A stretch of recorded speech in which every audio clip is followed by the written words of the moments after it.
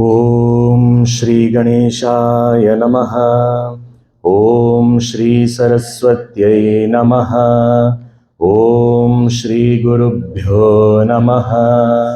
ओम समस्त जन कल्याणे निरतं करुणामयं नमामि चिन्मयं देवं सद्गुरुं ब्रह्मविद्वरम्।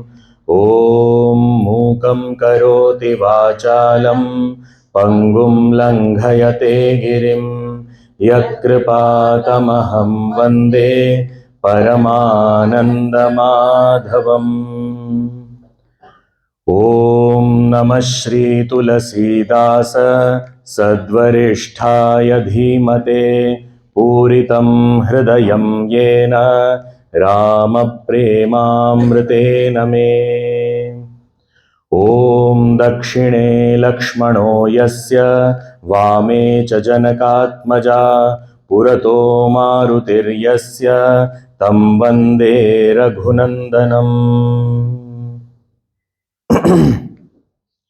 ॐ अतुलितबलधामं हेमशैलाभदेहं दनुजवनकृशानुं ज्ञानिनामग्रगण्यं सकलगुणनिधानं वानराणामधीशं रघुपतिप्रियभक्तं वातजातं नमामि।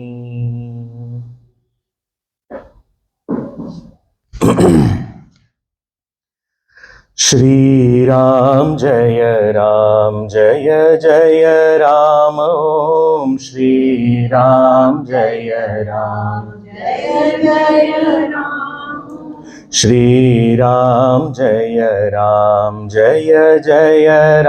ओम श्री राम जय जय राम। ओम श्री राम जय जय राम। ओम श्री राम जय जय राम। ओम श्री राम जय जय राम। ओम श्री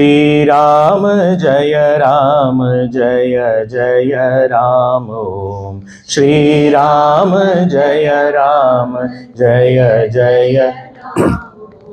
श्री राम जय जय राम। ओम श्री राम जय जय राम।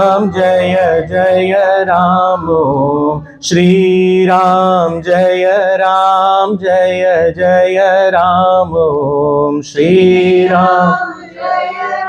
जय राम। ओम श्री राम जय जय राम। ओम श्री राम जय जय राम। ओम श्री राम जय जय राम। ओम श्री राम जय जय राम। ओम श्री राम जय जय राम। ओम श्री राम जय जय राम। ओम श्री राम जय जय राम। ओम श्री राम जय जय राम। ओम श्री राम जय जय राम। ओम जय जय राम। ओम जय जय राम जय राम। ओम जय जय राम। ओम बोलिए सियावर रामचंद्र की जय, पवन सुत हनुमान की जय, श्री सद्गुरुनाथ महाराज की जय।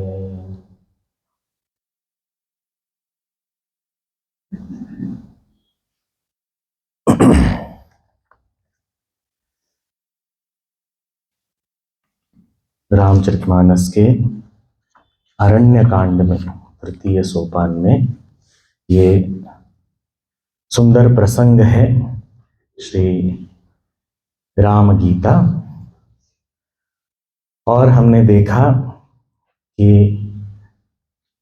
जब लक्ष्मण जी ने पाया कि रामचंद्र जी आराम से बैठे हुए हैं और किसी प्रकार की विशेष चिंता चिंतन कुछ नहीं हो रहा है, और इस समय पे योग्य समय उनको लगा, तो उन्होंने कुछ बहुत भाव से वचन कहे, छलहीन शुद्ध, और उनको संबोधित किया, हे भगवान, आप तो सारे जगत के स्वामी हो और मेरे भी स्वामी हो, और उस नाते आपका सेवक आपसे कुछ पूछना चाहता है, और मैं विनती करता हूं कि आप मुझे समझ में आए, ऐसे मुझे समझाइए, इस प्रकार से समझाइए कि मैं समझूं, क्योंकि मैं समझूंगा तो आपकी कृपा से ही मैं अपने बल पे समझ पाऊंगा, ऐसे मुझे कोई लगता नहीं है। तो आप मुझे ऐसे बताइए कि मैं समझ जाऊं और मैं सब कुछ छोड़कर आपकी सेवा में रहना चाहता हूं हमेशा। तो अब तक मैं आपकी सेवा में ही था और आगे भी मैं आपकी सेवा में ही रहना चाहूंगा। इसमें हमने किसी भी, पहले तो किसको प्रश्न पूछना चाहिए वो देखा कि जो समर्थ हो और हमारा हितैषी हो। कब प्रश्न पूछना चाहिए? जब वो व्यस्त हो, किसी जल्दी में हो, किसी चिंतन में हो, उस समय पे नहीं पूछना चाहिए। जब वो आराम से बैठे हो, ऐसे समय पे होना चाहिए। अच्छा, फिर किस प्रकार, किस भाव से उनके साथ संबंध जोड़ के प्रश्न पूछना चाहिए। अर्जुन ने कहा मैं आपका शिष्य हूं, यहां लक्ष्मण जी कह रहे हैं मैं आपका सेवक हूं, तो कुछ बनकर उनके साथ संबंध जोड़कर फिर प्रश्न पूछें तो उसका भाव अलग होता है। ये सब हमने विस्तार से कल देखा। और फिर ये भी कि एक विनम्रता है कि मैं अपने बल पे सब समझ जाऊंगा, ऐसी क्षमता मैं नहीं मानता मुझ में है। हाँ, कि मैं प्रश्न पूछने की योग्यता मुझ में है, उसको मैं समझ के नहीं बोल रहा हूं। मेरे में योग्यता नहीं भी हो तो आप समझाओगे तो मैं समझ पाऊंगा, इसीलिए आपकी कृपा से ही मैं समझना चाहता हूं। इस भाव से, इस विनम्रता से, और सब तजी यानी पूर्ण वैराग्य, सब कुछ छोड़कर आपकी सेवा में रहना चाहता हूं। और वो सेवा प्रेम का, भक्ति का जो एक प्रागट्य है, एक प्रगट स्वरूप है, अभिव्यक्ति है, तो मैं सब कुछ छोड़कर आपकी सेवा में रहना चाहता हूं। इस प्रकार लक्ष्मण जी ने यहां पर विनती की।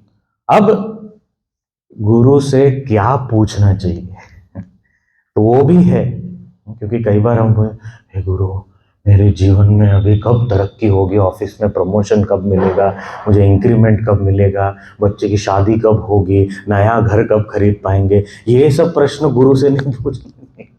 गुरु से कैसे प्रश्न पूछने चाहिए ये भी लक्ष्मण जी हमको बता रहे हैं। तो क्या कह रहे हैं? कहु ज्ञान विराग अरु माया, मुझे आप ज्ञान क्या है ये बताइए, विराग वैराग्य क्या है ये भी बताइए, और माया, माया क्या है ये भी समझाइए। ज्ञान, वैराग्य, माया। फिर कहु सो भगति करहु जेहि दाया, और वो भक्ति क्या है जिसमें जो भक्ति हो तो आप उस पर दया करते हो, वो कौन सी भक्ति है वो भी बताइए। और इसके सिवा तो कितने प्रश्न हो गए? ज्ञान, वैराग्य, माया, भक्ति, 4। फिर 5वां प्रश्न, ईश्वर जीव भेद प्रभु सकल कहो समझाई, और ईश्वर और जीव में भेद क्या है ये भी बताइए। अब ईश्वर और जीव में भेद समझना है तो ईश्वर कौन है और जीव कौन है वो भी समझना पड़ेगा। तो उसके अंतर्गत 3 प्रश्न हो गए, पर यहां तो प्रश्न की सूची में 5 है। ईश्वर जीव भेद प्रभु सकल कहो समझाई। और अच्छा, तो ये सारे प्रश्न क्या पूछना चाहिए? ऐसे प्रश्न गुरु से करने चाहिए। पूज्य गुरुदेव जब विवेक चूड़ामणि पढ़ा रहे थे तो विवेक चूड़ामणि में प्रश्न आता है, वो एक पूरा श्लोक है, 7 प्रश्न पूछता है वहां पर शिष्य। तो गुरुदेव कहते हैं this is what you should ask the Guru. not our worldly troubles you don't take to the guru. You tell the troubles that I have a guru. तो यहाँ इस प्रकार के प्रश्न, ज्ञान, वैराग्य, माया, भक्ति, ईश्वर, जीव, उनके भेद, वो सब के बारे में मुझे बताइए। अच्छा, क्यों पूछ रहे हो आप? ये भी बहुत महत्वपूर्ण है कि मेरा उसके पीछे का हेतु क्या है। What is the purpose of all these questions? मुझे थोड़ा सा स्कॉलरली नॉलेज चाहिए, या मैं पीएचडी कर रहा हूँ इसीलिए मैं ये सब के बारे में थोड़ा जानना चाहता हूँ रिसर्च करने के लिए, या बस उसको इंटेलेक्चुअली समझने के लिए। नहीं, क्या पर्पस क्या है? ये प्रश्न पूछने का उद्देश्य क्या है? कह रहे हैं जाते होई चरण रति। Dual purpose. एक क्या है? जिससे आपके चरणों की रति, आपके चरणों की भक्ति बढ़े, ये एक पर्पस है। और जब आपके चरण की भक्ति बढ़ेगी तो दूसरा हो ही जाएगा अपने आप, और क्या है? शोक मोह भ्रम जाई।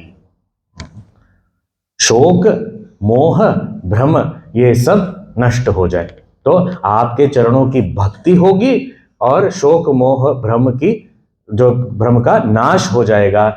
इसीलिए मैं पूछना चाह रहा हूं, और कोई उद्देश्य नहीं है मेरा। अब थोड़ा सा ये प्रश्न के बारे में भी चिंतन कर लेते हैं, फिर उत्तर तो देखेंगे। अब लक्ष्मण जी यहां पर प्रश्न पूछ रहे हैं। हमको पता है ये आरण्य कांड में प्रसंग है, और अयोध्या कांड में कौन सी गीता है? लक्ष्मण गीता। उसमें गुरु कौन है? लक्ष्मण। यानी लक्ष्मण जी वो हैं जिन्होंने ज्ञान का उपदेश केवट निषाद राज गुह को दिया था अयोध्या कांड में, तो वो स्वयं ज्ञान तो है उनके पास। तो ये क्यों पूछ रहे हैं? अच्छा, पूछ रहे हैं मतलब क्या वो अब हमारे जैसे पूछ रहे हैं कि हमको आता है सब, फिर भी थोड़ा टेस्ट कर लेते भगवान को आता है कि नहीं, या फिर अपने ज्ञान का प्रदर्शन करने के लिए कर रहे हैं, या ऐसे अभी कोई काम नहीं है चलो टाइम पास कर लेते हैं, ऐसा पूछ रहे? पर्पस क्या है? क्यों पूछ रहे हैं? अरे वो पहले से ही ज्ञानी है। तो बात ऐसी है, हो सकता है कि हमने बहुत कुछ पढ़ा हो, समझा हो, लोगों को भी समझाया हो, ऐसा हो सकता है, पर कभी भी ऐसा नहीं सोचना चाहिए कि मुझे सब आता है। Never take knowledge for granted. क्योंकि मुझे लग सकता है कि मुझे समझ में आ गया, पर हो सकता है मुझे नहीं ठीक से समझ में आया हो सकता है एक स्तर पर मुझे समझ में आया हो, पर उसकी गहराई मुझे शायद पता ही नहीं चली हो।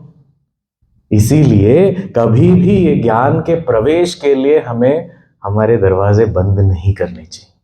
वो प्रवेश करने के लिए जितने भी हमें अवसर मिले उसका सदुपयोग होना चाहिए। तो ही, क्योंकि हमको पता नहीं है, हमको लगेगा कि ये तो हाँ ये समझ में आ गया, और ये चीज हमारे अनुभव में आती है जब हम देखते हैं कि जैसे भगवत गीता हमने पढ़ा, तो पूरी गीता पढ़ ली हमने, और उसके बाद हमको लगा हाँ गीता पढ़ ली हमने। उसके बाद दूसरी बार जब पढ़ते हैं तो हमको लगता है अरे पहली बार ये समझ में क्यों नहीं आया, ये बात तो पहली बार भी समझ में आनी चाहिए थी, ये तो आई नहीं। और फिर तीसरी बार पढ़ेंगे तो और ज्यादा समझ में आएगा। तो उसकी कुछ गहराइयां समझ में आती हैं, उसकी कुछ सूक्ष्म बातें समझ में आती हैं, वो दूसरी तीसरी चौथी बार ज्यादा समझ में आने लगता है। क्यों ऐसा होता है? वो गीता में कुछ छुपा हुआ नहीं है, गीता में तो सब कुछ भगवान ने दे दिया है, पर छिपा हुआ क्यों है? क्योंकि हमारी मैच्योरिटी, हमारा ग्रोथ नहीं हुआ है, हमारी जो परिपक्वता नहीं हुई है। इसीलिए जैसे जैसे हमारी मैच्योरिटी बढ़ती है वैसे वैसे इस विषय की गहराई तक हमारा मन जा पाता है, बुद्धि सूक्ष्म विचार कर पाती है, तब जाके इसी के रहस्य उद्घाटित होते हैं। इसीलिए महत्वपूर्ण है कि हम कभी भी अपने ज्ञान को ऐसे समझ ना जाए हाँ मुझे आता है सब कुछ। तो लक्ष्मण जी ये भी दिखा रहे हैं कि उन्होंने पहले उपदेश किया है गुह को, पर he is not taking his knowledge for granted. वो कह रहे नहीं, फिर भी मुझे आप समझाइए, मुझे बताइए, ज्ञान दीजिए। दूसरी बात है, ज्ञान, सच्चा ज्ञान तो वही होता है जिसके साथ विनम्रता हो। यहां लक्ष्मण जी की विनम्रता भी दिख रही है, क्योंकि वो ये नहीं कह रहा है ये सब मुझे आता है भगवान, पर मैं आपसे पूछ रहा हूं ताकि आप आपके उपदेश से लोगों को लाभ होगा। इसीलिए मैं पूछ रहा हूँ, लोगों पर उपकार करने के लिए मैं ये प्रश्न पूछ रहा हूँ, क्योंकि लोगों को तो ये तो इतने मूड है, इनको पता भी नहीं चलता है क्या पूछना चाहिए। मैं जानता हूँ सब कुछ, इसीलिए मैं पूछ रहा हूँ। ऐसा कोई दिखावा करने के लिए नहीं कर रहे। उनकी विनम्रता है कि मैंने कुछ जो भी समझ में आया मैंने वो निषाद राज को समझाया, पर क्या सही में मुझ में ज्ञान सही है कि नहीं है, तो वो भी एक चीज है। तीसरी बात यह है कि ये सब जो जीवन की मूलभूत बातें हैं जो हम सभी को जानने की आवश्यकता है, वो आगे जो जीवन आने वाला है, क्योंकि इसके तुरंत बाद का प्रसंग है शूर्पणखा, उसके बाद खरदूषण के साथ युद्ध है, फिर बस वो रावण को चुनौती पहुंच गई और फिर वो रावण आ गया, सीता जी का अपहरण और सब कुछ पूरी कहानी शुरू हो जाती यहीं से। इसके बाद ही ये वनवास is taking a dramatic turn after this. अब देखो 11 साल चित्रकूट के, 2-2.5 साल यहाँ पंचवटी के, इसमें ज्यादा कोई वर्णन नहीं है, थोड़ा बहुत है, पर बाकी इसके आगे की पूरी जो रामायण की कथा है वो सब उस लास्ट 6-8 महीने की बात है। उसमें किष्किंधा कांड भी आ गया, सुंदर कांड भी आ गया, लंका कांड भी आ गया, इतना कुछ है। तो वेरी इवेंटफुल लाइफ अहेड। तो उसके पहले मैं तैयारी करूं, ज्ञान प्राप्त कर लूं, to equip and empower myself with the required knowledge before facing the challenges of life. जीवन की चुनौतियों के सामना करने से पहले हम ज्ञान से अपने आप को सशक्त कर ले। ये लक्ष्मण जी बता रहे हैं, ये वार्तालाप ही इस जगह पे इसीलिए है, ये हमारे लिए, हम जैसे पाठकों के लिए भी है, साधकों के लिए, इसके शिष्यों के लिए भी है। क्यों? क्योंकि आगे जो हम पढ़ने वाले उससे हम मोहित ना हो जाए, हाँ, हमें भी सही सही समझ में आए। नहीं तो जगह जगह पर हमको लगे भगवान सही में भगवान होते तो उन्होंने ये रोक क्यों नहीं लिया, इसको बदल क्यों नहीं दिया, ऐसा क्यों नहीं हो गया, हम भी मोहित हो जाते कई बार। हमारी तो क्या बात करनी है, ऐसा कहते हैं नारद जी एक मोहित हो गए, गरुड़ जी मोहित हो गए, ऐसे बड़े बड़े भक्त महारथी धुरंधर ऐसे भक्त लोग मोहित हो गए, हम तो किस खेत की मूली है। तो मोह हो जाता है भगवान की लीलाओं को देखकर, सही में भगवान है क्या, ऐसे सीता जी के विरह में रो रहे हैं जैसे कोई संसारी पुरुष रो रहा हो, एक ऐसी बात है। सती जी मोहित हो गई थी शुरुआत में शिव गीता से पहले।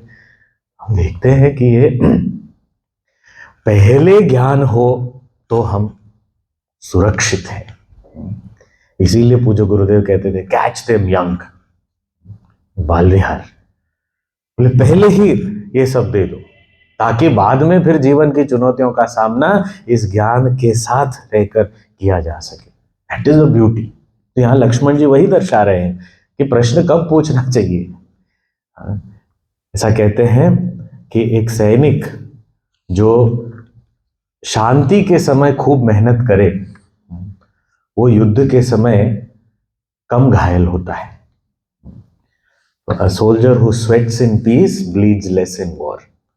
और यही यहाँ पर भी हमारे लिए एक संदेश है लक्ष्मण जी का कि शांति के समय सारा ज्ञानार्जन कर लो, पूछ लो जो पूछना है, जान लो जो जानना है, क्योंकि आगे जीवन किस प्रकार का चलने वाला है पता नहीं है। अभी है अवसर, तो यदि ऐसा कोई सहवास मिलता है महापुरुषों का तो उनसे जितना हम ले सके उतना लें। लक्ष्मण जी तो पूरी तरह से सेवा में समर्पित थे, पर ऐसा समय देखा उन्होंने पूछ लिया। अच्छा, अभी लक्ष्मण जी की ओर से प्रश्न तो पूछे गए, ज्ञान, वैराग्य, माया, भक्ति और ईश्वर जीव भेद।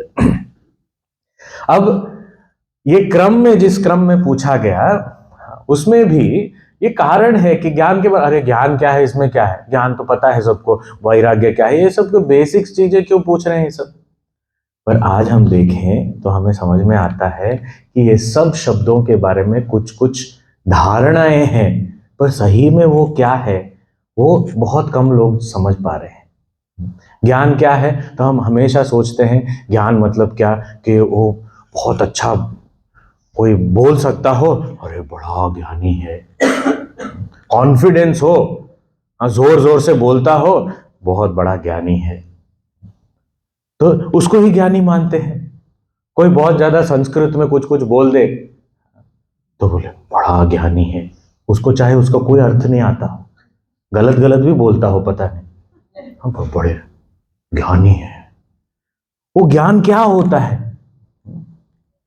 तो हमें एक्चुअली पता नहीं कि असली ज्ञान क्या होता है। कोई जैसे एक बार पूज्य गुरुजी ने कहा कि एक ब्रह्मचारिणी थी और बहुत पतली पतली सी थी। वो बोल रहे थे कि थोड़ा खाया पिया करो, थोड़ा सा, ऐसे थोड़ी चलेगा, सेहत का ध्यान रखो। फिर ऐसे ही मजाक मजाक में बोले कि your talks may not have substance but you should look substantial. कि दिखने में तो ऐसा लगना चाहिए अरे कोई आ रहा है ज्ञान। और कई बार इसको ही ज्ञानी मानते हैं सब लोग, ये क्या है, इसको तो कुछ ऐसे पतला सा इतना ऐसे ज्ञानी। तो ये सब उसके पहनावे से, उसके वेशभूषा से, बड़ा बड़ा है, तिलक लगाया, जटाधार बाल, चल क्या है, खड़ाऊ पहने, इतने मोटे मोटे रुद्राक्ष की माला, ज्ञानी है, पंडित है। These are the things we feel that ये ज्ञान है। पर असली ज्ञान क्या है, यहां लक्ष्मण जी वो जानना चाहते। वैराग्य, वैराग्य मतलब लोगों को लगता है कि सब कुछ छोड़ के भाग जाना, बड़े वैरागी हैं, अपने कर्तव्यों को भी छोड़ देना, इस हद तक कि साधना को भी छोड़ देना, साधना से भी वैराग्य। वे कितने बड़े वैरागी हैं, एंड पीपल रिस्पेक्ट, वो बहुत बड़ी चीज हो जाती है। ये धारणा है मन में, ऐसा लगता है कि वैराग्य है पर कुछ नहीं है। फिर माया, माया, अब माया क्या है, तो कई बार धन को माया कहते हैं, मैंने माया छोड़ दी। कई लोग कहते हैं मैं माया को हाथ नहीं लगाता, सीधे मेरे बैग में रख दो। कैसा वैराग्य और कैसी माया, और सिर्फ धन को माया कहेंगे, आप सीधा इलेक्ट्रॉनिक ट्रांसफर कर दो चलेगा, क्योंकि मैं माया को हाथ नहीं लगाता। या कभी स्त्री को माया कहा जाता है। ऐसे धारणाएं, अलग अलग प्रकार की धारणाएं हैं। किसी किसी जगह पे किसी से प्यार हो जाए उसको भी माया कहते हैं, कोई जादूगर है उसको भी माया भी कहते हैं। तो माया है क्या एक्चुअली, व्हाट इज दैट माया, वो भी जानना की जरूरत है। फिर भक्ति, ये भक्ति के बारे में भी, व्हाट इज भक्ति, लोगों को लगता है बहुत इमोशनल होना वो भक्ति है, रोना, खूब रो, रोते जाओ, वो भक्ति है। वो रोना एक अभिव्यक्ति हो सकती है पर वो भक्ति नहीं है। नहीं तो दुखी आदमी तो बड़ा भक्त हो जाएगा, वो रोता रहता है हमेशा। बहुत इमोशनल होना, बहुत वीक होना, ठीक से विचार नहीं कर पाना, वो भक्त है बड़े, कोई ये भक्ति का लक्षण नहीं है। हो सकता है पर ये नहीं है भक्त। तो कहने का मतलब ये है कि असली भक्ति, सही में भक्ति क्या है, ये लक्ष्मण जी के प्रश्न का अर्थ ये है। नहीं तो ऐसी धारणाएं तो बहुत सारी है, हमारी समझ भी बहुत सारी है, पर क्या वो सही है। और ईश्वर जीव और उन दोनों में भेद, वो भी सामान्य रूप से तो सब कहते हैं ईश्वर सर्वशक्तिमान है और हम अल्प शक्तिमान हैं, और फिर ईश्वर है वो सर्वव्यापी और सर्वज्ञ है, हम सीमित है, हमारा ज्ञान भी सीमित है, ये ऐसा हम जानते हैं। पर उसका भेद क्या है, तो ये सारे प्रश्नों में जो सामान्य, जो लोगों में एक गलत धारणाएं हैं, एक सीमित समझ है, उसको दूर करने के लिए यहां लक्ष्मण जी ने हम पर उपकार किया, यह प्रश्न पूछ के। अब भगवान का उत्तर। तो ये 3 चौपाइयां जो हैं वो पढ़ते हैं हम आगे। ये है अरण्यकांड दोहा नंबर 14 के बाद 6 पंक्तियां पढ़ेंगे। थोरे ही मह सब कहूँ बुझाई, सुनहु तात मति मन चित लाई। मैं अरु मोर तोर तै माया, जेहि बस कीने जीव निकाया। गो गोचर जह लगी मन जाई, सो सब माया जानिहु भाई। तेहि कर भेद सुनहु तुम सो, विद्या अपर अविद्या दो। एक दुष्ट अतिशय दुख रूपा, जा बस जीव परा भव कूपा। एक रचई जग गुण बस जाके, प्रभु प्रेरित नहीं निज बल ताके। अब भगवान उत्तर दे रहे हैं। प्रश्न इतने अच्छे हो, सही समय पर पूछा हो, सही भाव से पूछा हो, तो फिर क्यों नहीं उत्तर मिलेंगे। तो भगवान भी बहुत प्रसन्न हो गए। उन्होंने कहा, थोर ही मह सब कहो बुझाई। क्या सुंदर बात है। लक्ष्मण जी ने क्या विनती की कि मुझे समझ में आए ऐसे आप बताइए, अच्छे से विस्तार से मुझे समझ में आए ऐसे बताइए। तो वहां लक्ष्मण जी की विनम्रता है और यहाँ रामचंद्र जी की प्रसन्नता है कि तुम्हारी विनम्रता के वश में बोल रहे हो, पर तुम तो इतने समझदार हो कि थोड़े में ही समझ जाओगे। थोड़े ही मह सब कहूं बुझाई। बुझाई मतलब तुम्हें समझ में आ जाएगा, पर मुझे बहुत विस्तार से कहने की जरूरत नहीं है लक्ष्मण, क्योंकि तुम में वो क्षमता है। ये तो तुम्हारी विनम्रता बोल रही है कि मुझे अच्छे से विस्तार से समझाओ, पर तुम तो छोटे में समझ जाओगे, थोड़े में समझ जाओगे। थोड़े मह सब कहूं बुझाई। अच्छा, तो समझाने की जिम्मेदारी तो भगवान ने ले ली। गुरु हमें समझाने की जिम्मेदारी तो लेते हैं, पर क्या हमारा भी कोई जिम्मा होता है इसमें ज्ञानार्जन में। आजकल देखो मॉडर्न एजुकेशन में क्या होता है, जाके बैठ जाओ, फिर अब सिखाओ। और इस हद तक कि कभी मैं ध्यान नहीं दूंगा, फिर भी मुझे सिखाओ, चैलेंज है आपके, सिखाओ। बेचारे टीचर इतने मेहनत करते हैं, नाचते कूदते भी उनको सब करना पड़ता है, मनोरंजन करना पड़ता है। प्ले वे मेथड करके सिर्फ प्ले ही कर रहे हैं, कुछ नहीं हो रहा है। तो ऐसा लगता है कि बस वो टीचर की जिम्मेदारी है, और फिर वो पेरेंट्स टीचर्स मीटिंग में आके उनको कोसेंगे, क्यों आप ऐसा नहीं ठीक से पढ़ा रहे हो, ये ठीक से नहीं क्यों नहीं कर रहा, वो क्यों नहीं कर रहा है। मतलब बच्चे की कोई जिम्मेदारी लेते ही नहीं है। पर यहां भगवान कह रहे हैं कि हमारी गुरु तो हमें समझाए, इस प्रकार बोलेंगे, बताएंगे हमको हमारे लिए जो आवश्यक है, पर हमारी क्या जिम्मेदारी है। हम जब जो शांति मंत्र बोलते हैं वेदों का, ओम सहना भवतु सहनो भुनक्तु, उसमें कहते हैं सह वीर्यम करवावहै, हम दोनों साथ में मेहनत करें। मतलब गुरु शिष्य दोनों की मेहनत लगती है तो ही ये ज्ञान संवाद हो सकता है, नहीं तो संभव नहीं है। तो यहां पर भी शिष्य की क्या जिम्मेदारी है वो अब बता रहे हैं भगवान। कह रहे हैं सुनहु तात। सबसे पहले तो हे तात, हे प्रिय लक्ष्मण, सुनो। सुनना जरूरी है। और वो सुनना यानी क्या होता है, वो जो गुरुदेव कहते हैं, 2 शब्द कहते हैं, हियरिंग और लिसनिंग। तो हियरिंग यानी क्या, वो ध्वनि की तरंगे हैं, वो आके हमारे कान के पर्दे पे लगती हैं, वो वाइब्रेट होता है और कुछ आवाज आगे मैंने सुन लिया। पर लिसनिंग क्या होता है, उसके पीछे हमारे मन और बुद्धि बिल्कुल एकाग्रता से बैठे हुए हैं और जो जो भी सुन रहे हैं उसको ग्रहण कर रहे हैं, वो लिसनिंग होता है, उसको श्रवण करना कहते हैं।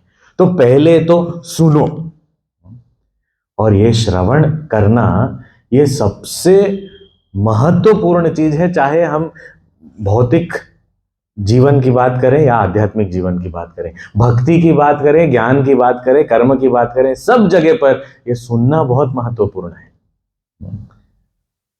और वो बहुत हमारा कई बार कमजोर हो जाता है, क्योंकि हमें बोलने के लिए तो बहुत कुछ है, हम बोलना चाहते हैं, पर सुनने की जब बारी आती है तब नहीं सुना जाता।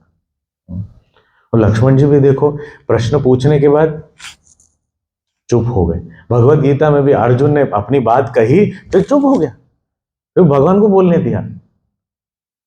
तो हम क्या करते हैं कई बार, या तो हम वो बात जो बताते हैं उसमें बीच में काटते रहते हैं, या तो वो बताएंगे हमारा मन इधर उधर भटक रहा है।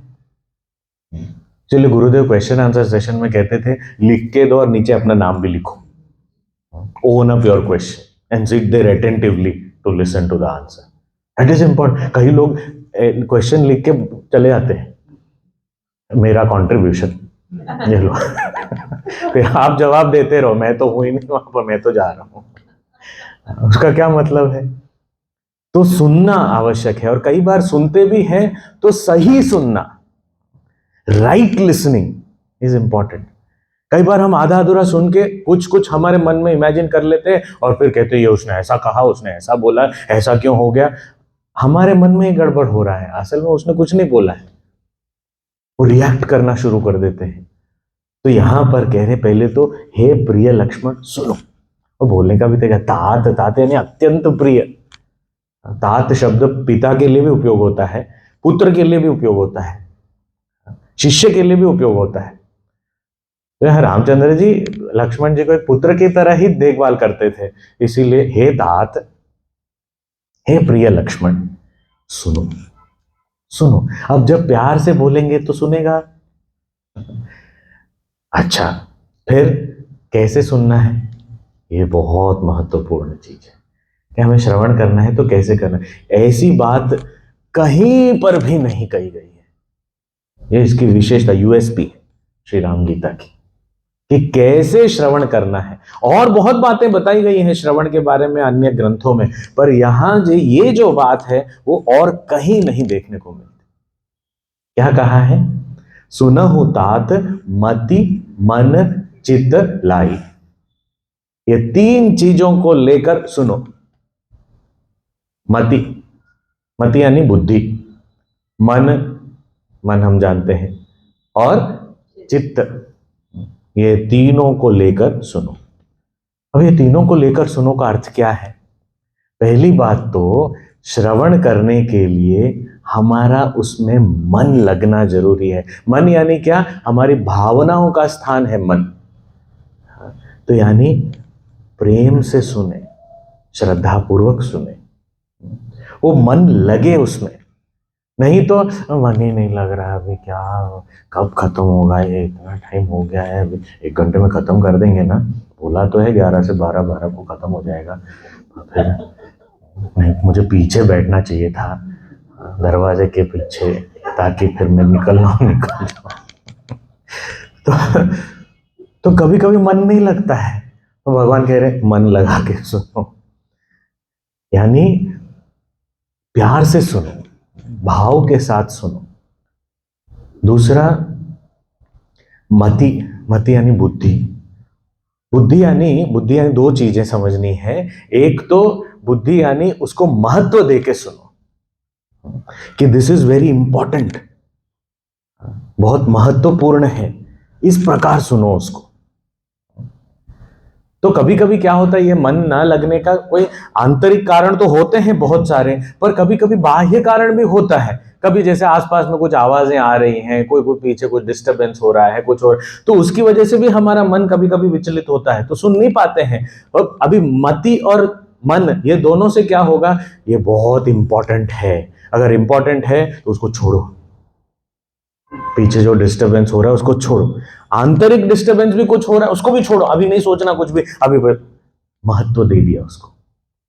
और यदि प्यार से सुना तो मन लगता ही लगता है, फिर कोई डिस्टर्ब नहीं कर सकता। तो ये दोनों चीजें। और बुद्धि, मति का अर्थ दूसरा भी है कि जो भी तुम सुन रहे हो उसको समझो, साथ साथ में try to understand what is being said. इसीलिए श्रवण का फल क्या होता है कि क्या कहा गया है उसका निर्णय मन में हो जाना चाहिए, बुद्धि में होना चाहिए कि क्या कहा जा रहा है, what is being told in the scripture, उसको क्लियरली अपने बुद्धि में मैं समझ पाऊं, उसको ही कहते हैं श्रवण। सफल श्रवण ये होता है कि ये इस ग्रंथ का, इस शास्त्र का, इस वाक्य का सही में अर्थ क्या है, उसका तात्पर्य क्या है, वो निश्चित हो जाए बुद्धि में, उसी को कहते हैं श्रवण। तो इसीलिए बुद्धि भी होनी चाहिए साथ में। और तीसरी चीज चित्त। चित्त और चित्त ये दोनों में अंतर है। हाँ, चित्त यानी चैतन्य, आत्मा। चित्त जब कहते हैं तो यानी हमारे स्मरणात्मक विचार, मेमोरी। तो चित्त को भी लेके चलो और सुनो। क्यों? क्योंकि जो सुनते हैं वो याद रहना चाहिए। ऐसा कहते हैं कि हमारे पुस्तक में तो सारा ज्ञान है ही, और दूसरों के जेब में धन है। वो दोनों चीजें जब विपत्ति आती है तब काम की नहीं है। क्योंकि जब आवश्यकता होती है तब यदि बुक्स ढूंढने बैठ गए, हाँ, या तो जब आवश्यकता होती है धन तो है पर किसी और के जेब में है, तो फिर क्या करोगे? इसीलिए वो पुस्तक से मस्तक में आने की जरूरत है। इसीलिए चित्त कि ये चीज हमारे भीतर घर कर जाए, हमेशा के लिए रह जाए। वो इस भाव से, इस प्रकार ऐसी मनस्थिति के साथ, वो जो गुरुदेव कहते थे conducive climatic condition of the mind, इस प्रकार यदि हम सुने तो सुनने का तरीका भी हम बता दिया। मति मन चित्त लाई, ये तीनों को लेकर श्रवण करो। और कभी कभी जब भगवान के वचन हम सुनते हैं तो कुछ कहा तो जाता है पर कुछ नहीं कहा जाता है, उससे भी बहुत कुछ कह देते हैं। क्या है? हम जब कहते हैं हमारे विचार, जिसे अंतःकरण कहते हैं, उसके 4 भाग होते हैं या 4 प्रकार के विचार होते हैं। तो एक है मन, यानी उसमें संकल्प विकल्प चलता रहता है, चॉइस। और फिर बुद्धि जो निर्णयात्मक है, निश्चयात्मिका है। फिर चित्त जो स्मरणात्मिक है, तो स्मरण रूप है। और चौथा होता है अहंकार। तो मन बुद्धि चित्त अहंकार, ये 4 चीजें होती हैं अंतःकरण में। यहां पर भगवान ने क्या कहा? सुना हुतात मति मन चित्त लाई, यानी अहंकार को छोड़ के सुनो। ये सुनने का तरीका बता दिया, कुछ बोल के बताया और कुछ नहीं बोल के भी बता दिया कि वो अहंकार को लेके मत सुनो कि हाँ ये तो मैं जानता हूं, आगे बताओ, ऐसा नहीं। हाँ, ये तो अब बेसिक है, चलो थोड़ा और एडवांस होगा तब मैं सुनूंगा। अभी ये नहीं, अपना अहंकार, अपना ज्ञान, अपना जो भी है वो सबको छोड़ो और फिर सुनो। अब ये चीज लक्ष्मण जी के लिए नहीं थी, क्योंकि उनकी विनम्रता तो झलक रही है यहाँ पर। ये तो हम लोगों के लिए मार्गदर्शन है कि जब भी हम श्रवण, यानी क्या, केवल किसी से सुनने की बात नहीं है। श्रवण यानी जब हम पढ़ते भी हैं, जब हम उसके बारे में थोड़ा सा मनन भी करें, उसमें भी वो विनम्रता हो। तो सुन हुतात मति मन चित लाई, तब ही वो ज्ञान का प्रवाह हो सकता है। इस प्रकार के मानसिकता में ही ज्ञान का प्रवाह हो सकता है। अब ये मार्गदर्शन दे दिया कि किस प्रकार सुनना है, हमें भी इसकी जिम्मेदारी लेनी पड़ेगी। ये भी बोलने के बाद अब उत्तर देना शुरू कर रहे हैं। 5 प्रश्न क्या थे फिर से? ज्ञान, वैराग्य, माया, भक्ति, ईश जीव भेद। हाँ, अब यहां पर भगवान उसका जो उत्तर दे रहे हैं उसमें क्रम बदल दिया उन्होंने। पहले ज्ञान की बात पूछी पर पहले ज्ञान नहीं बता रहे हैं। क्या बता रहे हैं? तो पहले कह रहे हैं मैं और मोर तोर ते माया। पहले माया क्या है वो बता रहे हैं। वे क्यों पहले माया बता रहे हैं? क्योंकि जीवन में पहले प्रॉब्लम को समझना चाहिए, तो ही उसके सॉल्यूशन को समझ पाएंगे। नहीं तो पहले सॉल्यूशन बता दिया, उसके बाद फिर प्रॉब्लम आया तो हमको समझ में नहीं आएगा कि इसका कैसे इसका एप्लीकेशन होता है। पहले प्रॉब्लम को समझना है। तो माया में सब भटक रहे हैं, खोए हुए। अच्छा, तो पहले समझ लो क्या है। अभी माया के भी बहुत सारे अलग अलग प्रकार के जो निरूपण किए गए हैं अलग अलग ग्रंथों में, पर यहां ये एक विलक्षणता है कह रहे माया क्या है, बहुत प्रैक्टिकल, कि माया की अभिव्यक्ति हमारे दैनिक जीवन में कैसे होती है वो दर्शाया है भगवान ने। और कह रहे हैं हमारे जीवन में कैसे होता है, मैं मेरा तू तेरा, this is what is maya, I and mine, you and yours, ये है माया। मैं और मोर तोरते माया, and this is the most practical definition. हमारे जीवन में ये दिखता है।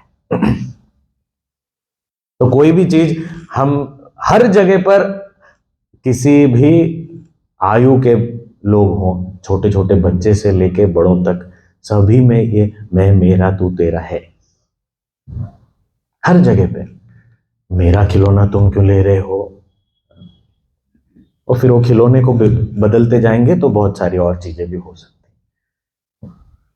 मेरी गाड़ी ले ली, मेरा वो ले लिया, मेरा क्रेडिट, क्रेडिट के लिए बहुत काम होता है।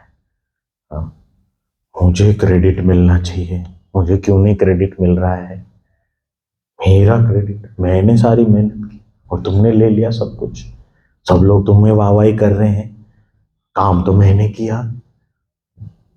ये सब भगवान के लिए माया है। कहीं पर भी मैं मेरा तुम तेरा आ जाए तो बस वो हो गया माया, मैं और मोर तोरते माया। अब ये एक, इस डेफिनेशन पे यदि हम चिंतन करें, अपने जीवन को देखें, तो कितनी सारी चीजें हमें मिलेंगी। करें हमारा, हम तो मायाग्रस्त लग रहे हैं सभी चीजों में। इसका अर्थ ये नहीं है कि अब से कोई भी पूछे कि ये किसकी गाड़ी है, ये गाड़ी है गोपाल की, और यहां पर मत बोलना, नहीं तो हम तो फिर उसको लेके डोनेशन समझ के ले लेंगे।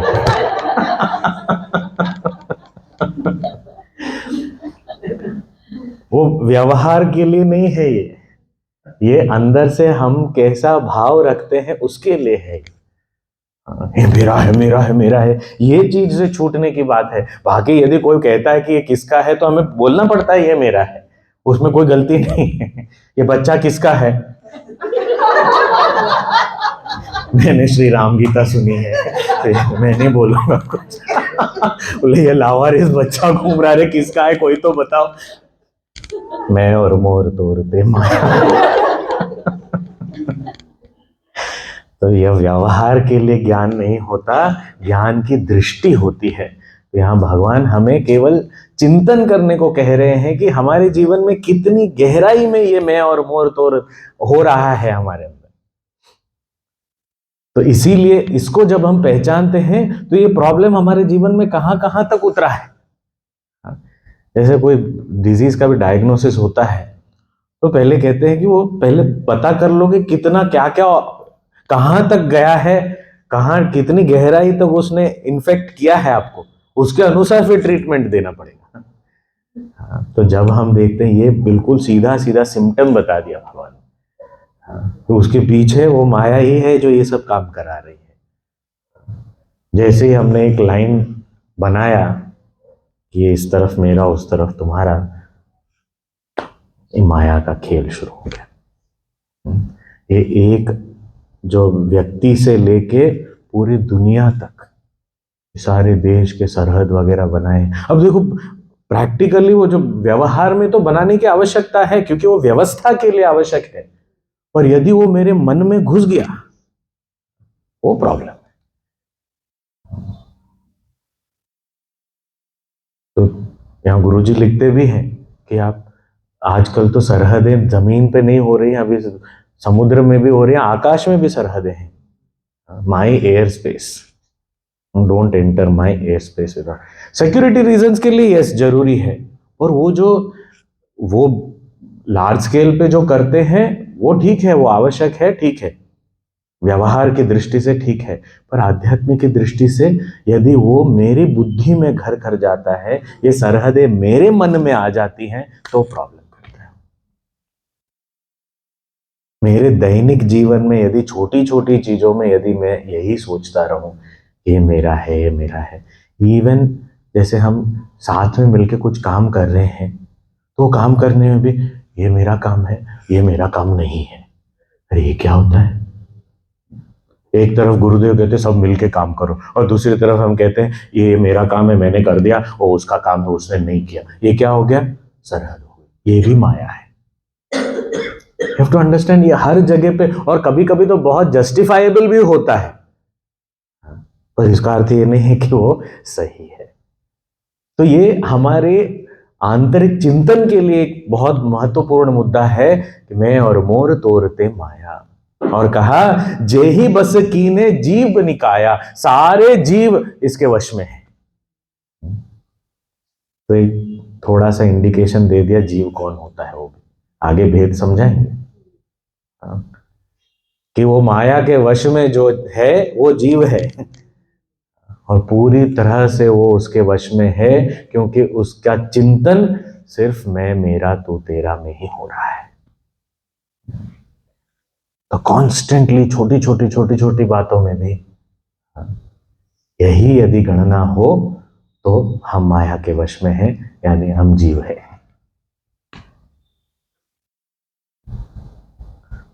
अच्छा, ये माया की व्याप्ति कहां तक है, कहां तक फैली हुई है माया?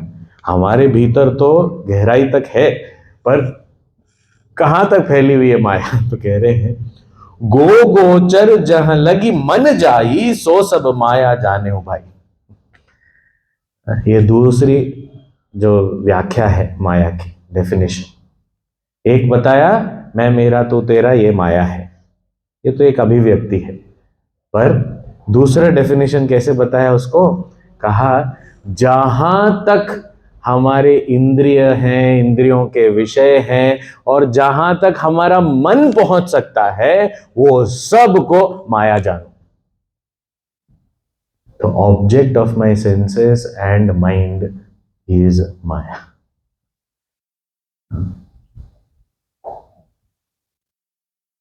तो कोई भी विचार आया, कुछ भी हमने देखा, कुछ भी हमने सुना, वो सब माया है, क्योंकि सब में मैं मेरा तू तेरा का भाव है, सब जगह पे। वो सकारात्मक भी हो सकता है, ऐसा नहीं कि पॉजिटिव भी हो सकता है, बट फिर भी उसमें मैं मेरा तू तेरा का भाव है। पॉजिटिव, जैसे अभी ये आश्रम है, अब आश्रम तो एक व्यक्ति का कोई तो है नहीं, वो तो गुरु का है, पर कहते हैं ये हमारा आश्रम है, हमारा मंदिर है, वो एक बहुत सकारात्मक पॉजिटिव चीज है, बहुत अच्छी बात है। पर वहां पर भी पहचानना तो यही है कि आध्यात्मिक दृष्टि से वो भी माया ही है। ये भाव बुरा नहीं है, पर समझना है कि वो माया है, क्योंकि माया में अच्छा बुरा सब कुछ है, वो भी बताएंगे अभी। तो कह रहे हैं कि जहां तक भी मन पहुंचे, कहीं भी, कहां मन जा सकता है?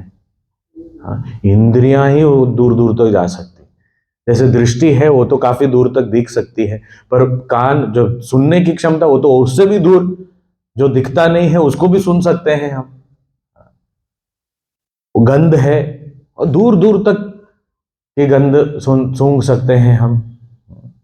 छूना चखना हमारे शरीर के निकट होना चाहिए, पर बाकी तीन तो दूर दूर तक पहुंच सकते हैं। पर मन, मन तो इससे भी ज्यादा दूर जा सकता है।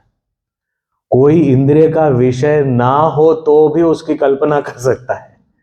हाँ? और वो सब कुछ यहां बैठे बैठे मैं कहीं पूरा वर्ल्ड टूर भी कर सकता हूं। और ये सब क्या है? गो गोचर जहां लगी मन जाई, सो सब माया जाने हो भाई। भाई, अरे भाई लक्ष्मण, तुम जानो माया को, कि जहां तक भी मन जा सकता है इंद्रिय और इंद्रिय विषय के मार्ग से, कहीं पर भी चला जाए, वो सब माया है। अब कहां है माया? अब कहते कहां नहीं है माया? सब मुंह खोला माया ही है। क्योंकि ब्रह्म के बारे में बोलना संभव ही नहीं है। इसीलिए एक बार गुरुजी ने बहुत सुंदर बात बताई, कहा कि ब्रह्म के बारे में कुछ बोला नहीं जा सकता और माया के बारे में कुछ बोलने योग्य नहीं है, तो चुप बैठो। क्योंकि ब्रह्म के बारे में क्या बोलेंगे, मुंह खोला तो माया ही निकलती है।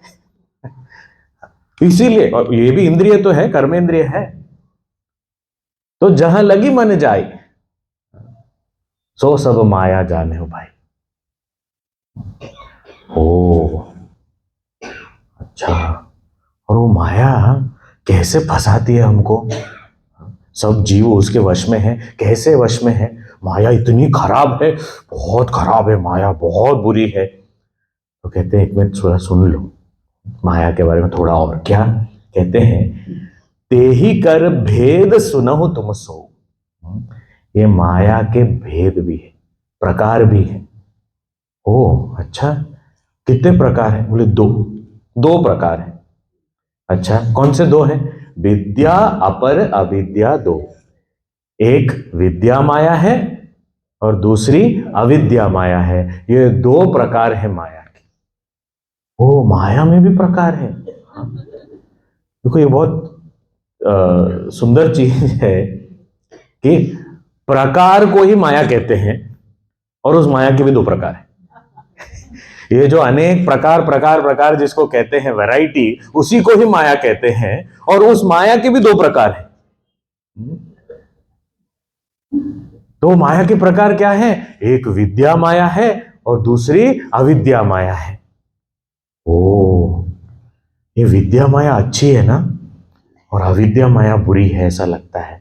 तो मैं यदि विद्या माया के शरण में जाऊं तो शायद मैं छूट जाऊंगा। बोले हाँ समझ तो सही है, पर उन दोनों का कार्य कैसा है और कैसे हम उसको समझें, वो हम कल देखेंगे। ये दो रूप, माया के दो भाग, कल देखते हैं उसको।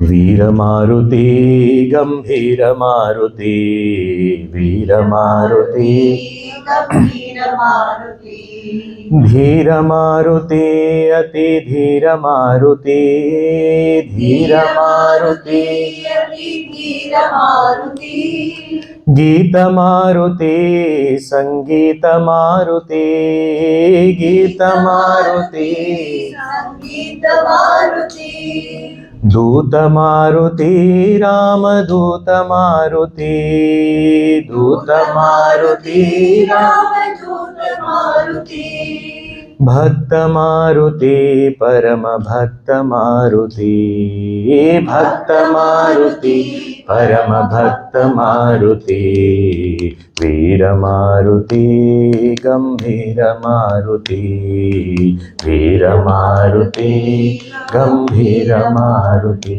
गंभीर मारुति गंभीर मारुति, गंभीर मारुति गंभीर मारुति। ओम पूर्णमदः पूर्णमिदं पूर्णात् पूर्णमुदच्यते पूर्णस्य पूर्णमादाय पूर्णमेवावशिष्यते। ओम शांति शांति शांति। हरि ओम श्री गुरुभ्यो नमः। हरि ओम।